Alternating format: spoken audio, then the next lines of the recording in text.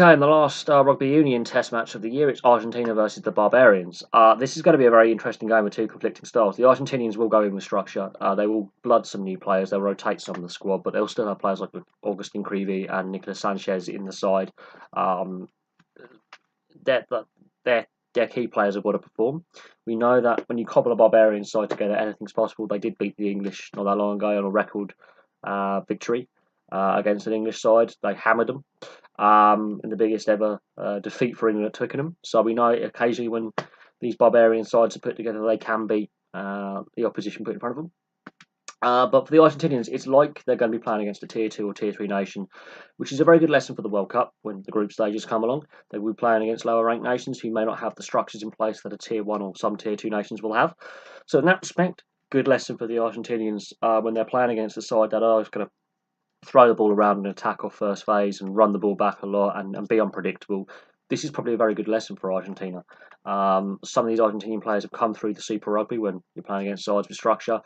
They played in the Rugby Championship. When you play against sides with structure, they're not used to necessarily playing against, on the test arena, a side with a lack of structure. So this is going to be an interesting learning experience for some of these younger Argentinian players who may not have seen this style of free-flowing, laissez-faire, high-risk rugby. The Barbarians will entertain. They are the Harlem Globetrotters of rugby union. This is going to be an entertaining attempt from the Barbarians. Now, the Barbarians, it's a great honour to play for them when you are a player.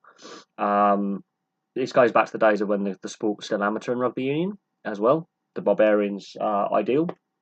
So there's some history to it, and there's some, some of that kind of importance to it in that sense. And I will say this, the Barbarians will go out there with a lack of structure, and they're just going to show off their skill set. These are going to be world-class players who normally would play for teams like South Africa, Australia, England, New Zealand, France, whatever nation you want to insert, they will normally play for one of these top sides. They're being cobbled together over a week, so they only have a week to learn set plays, if any, and to work with each other. There could be a language barrier between some players, so they've only got a limited space of time to come together as a squad to prepare for this game. The Argentinians have been together now for a very long time. This is why the Barbarians tend to lose matches. Well, they did beat England not that long ago, and very, very well. But for the most part, the Barbarians show up, entertain, but lose with a smile on their face, because it is less serious now than what it was 25 years ago. When you represented the Barbarians 25 years ago, you went to win. Now it's professionalism. It's seen as an exhibition style match. The Argentinians won't be taking it that way. They will be using this as a lesson for the World Cup. They'll be keeping their structures in place. Look for players like Sanchez and Creevy to have big roles in the game. The Argentinian pack is all full of ball carriers who can maul well. They ruck well. They've good set plays in place, from set play, from line out, free kick, and penalty, and scrum. So they have the platform. The Barbarians, they're going to try and avoid scrums if at all possible, and keep ball in hand. They're going to love counter-attacking if there's loose kicking, so watch for running rugby from kicks.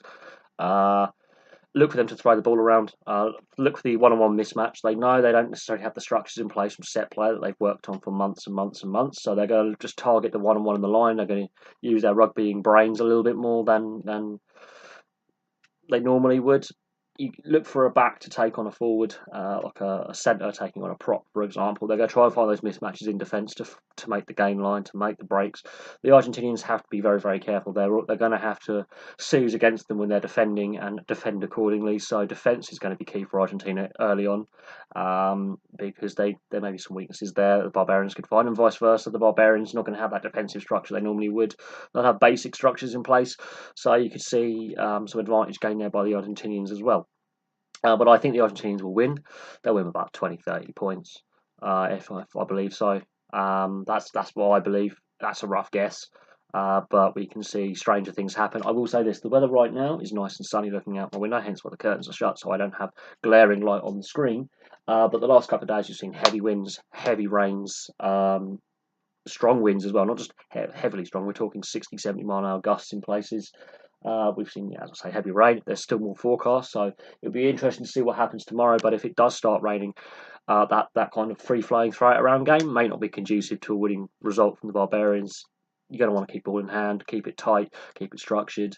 Not non-risk plays, but lower risk plays where you know you're going to retain possession, because when the ball becomes a bar of soap and the pitch underneath gets a bit worn down, handling and the exhaustion side of things as well, when the fatigue sets in with a heavy pitch, will have an effect.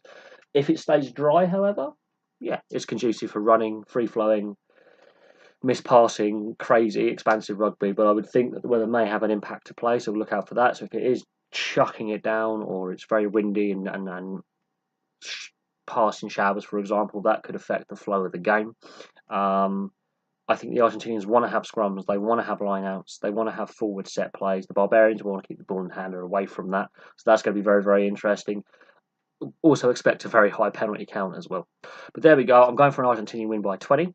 I'm probably going to be proved wrong on that. And I'm going to enjoy watching this tomorrow as well. It's going to be a fun test match to watch. It's going to be really fun to look at the two different contrasting styles. We know the Barbarians are going to go out there and throw it around.